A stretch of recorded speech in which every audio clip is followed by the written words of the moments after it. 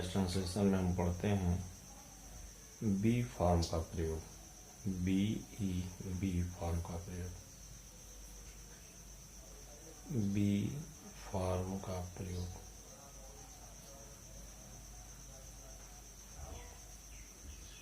B form, ये B form क्या होता है? वैसे बी का मतलब होता है, बी का अर्थ होता है होना, यानी होने से संबंधित वाक्यों को बनाने के लिए जहाँ पे होना किसी चीज़ का बताया जाता है वहाँ पर बी फॉर्म का प्रयोग होता है। होना अर्थ में, होना अर्थ होता है बी का, बी मतलब होना। अब ये बी में क्या क्या आते हैं? बी फॉर्म में देखते हैं। बी फॉर्म में मुख्य रूप से जो बी फॉर्म की जो क्रियाएं हैं उनको कहा जाता है इज, एम। बी फॉर्म की जो क्रियाएं होती हैं उनको इज, एम, आर, वाज, वर,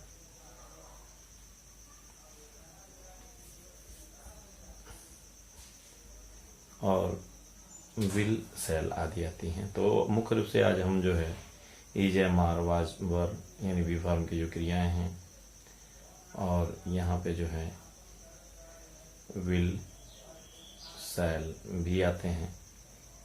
तो ये वी फॉर्म में की क्रियाएं होती हैं, जहाँ पर ये देखते हैं कि इज, एम, आर ये जो तीन क्रियाएं हैं इनका प्रयोग प्रेजेंट टेंस में, जो वाज, वर हैं इनका प्रयोग पास्ट में, और जो विल, सेल हैं इनका प्रयोग फ्यूचर में होता है। तो आइए मुख्य रूप से आज हम यहाँ पे जो सीधे इज, एम, आर, वाज, वर का इस्तेमाल होता है, विल और सेल का प्रयोग हम जब टेंस पढ़ेंगे तो वहाँ पे पढ़ेंगे कि किस प्रकार से विल के साथ बी मुख्य क्रिया के रूप में भी इस्तेमाल होती है। वाक्य में किसी चीज़ का होना बताते हैं, होना बताने के लिए बी फॉर्म की क्रिया इज, एम, आर, वाज, वर होता है, प्रयोग में होता है। अब इसको समझने के लिए यूँ समझते हैं कि जरा शब्दों पर अर्थ देते हैं। आइए इनके प्रयोग तथा इनके शाब्दिक अर्थों पर ध्यान देते हैं कि इनका शाब्दिक अर्थ क्या होता है। आइए इस परिभाषा हम देखते हैं।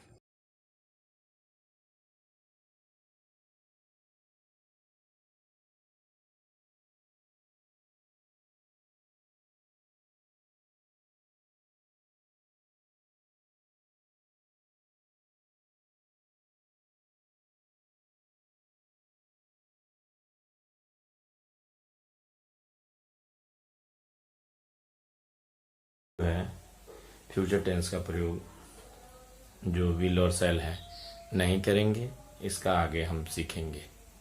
यहाँ मुख्य रूप से वी फॉर्म के इज, एम, आर और वाज, वर का प्रयोग हम सीख रहे हैं। आइए देखते हैं, जरा उदाहरण से समझते हैं, एग्जाम्पल के द्वारा समझने का प्रयास करते हैं। एग्जाम्पल्स की चर्चा करते हैं कुछ उदाहरण लेकर के। एक वाक्य देखते हैं। दूध सफेद होता है।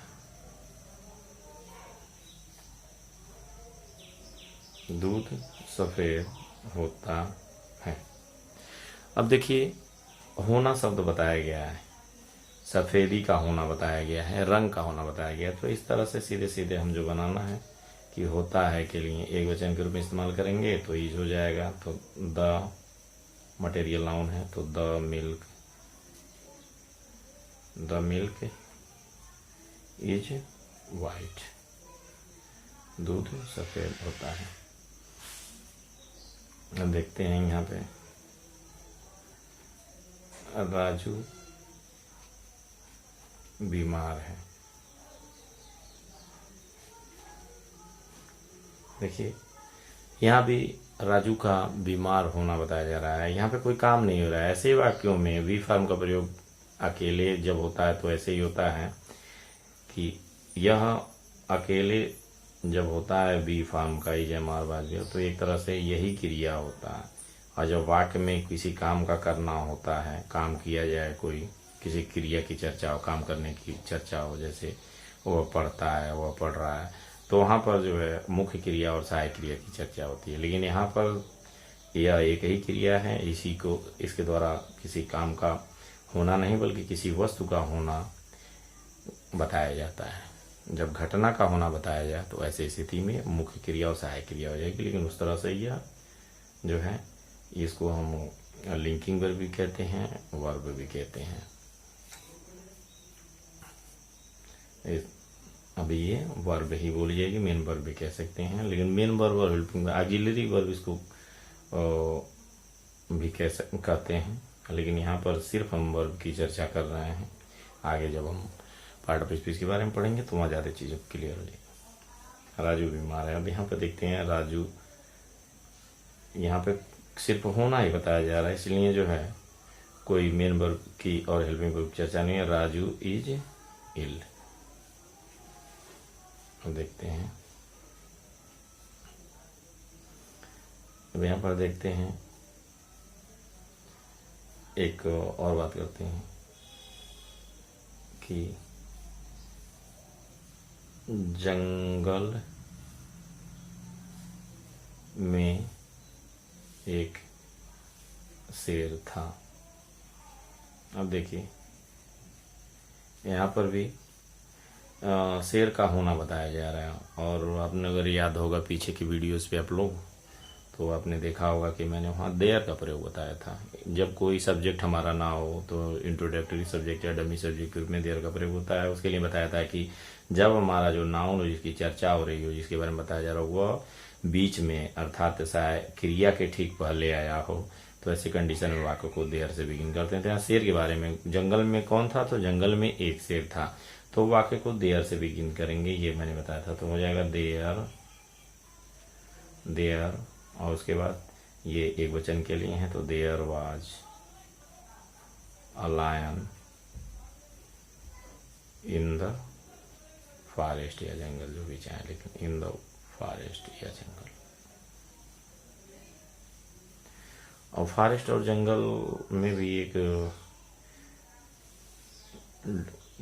भ्रांति है कि फॉरेस्ट में भी जंगल होता है और जंगल में भी जंगल होता है। लेकिन अपना मानना है एक तरह से कि हम इसको अपने तरह से यूँ समझ सकते हैं कि फॉरेस्ट कृत्रिम होता है जो लगाया जाता है, और जंगल जो है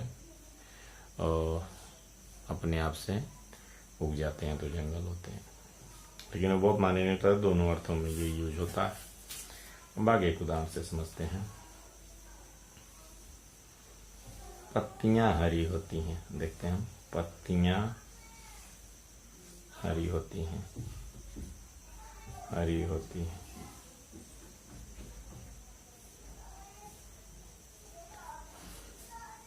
पत्तियां हरी होती हैं। हम देखते हैं, बात करते हैं पत्तियां के लिए क्या लिखेंगे। पत्तियां हरी होती हैं, यहाँ भी होना बताया जा रहा है। मैंने मुख्य रूप से बी फॉर्म का, बी मतलब होना, जब होना बताया जाता है ऐसी कंडीशन में बी फॉर्म की क्रियाएं जयमार वाजबर का प्रयोग होता है। अब यहाँ पे देख सकते हैं पत्तियां हरी होती है तो द लीव्स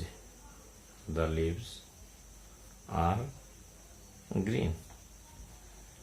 तो इस तरह से एक और उदाहरण कर लेते हैं।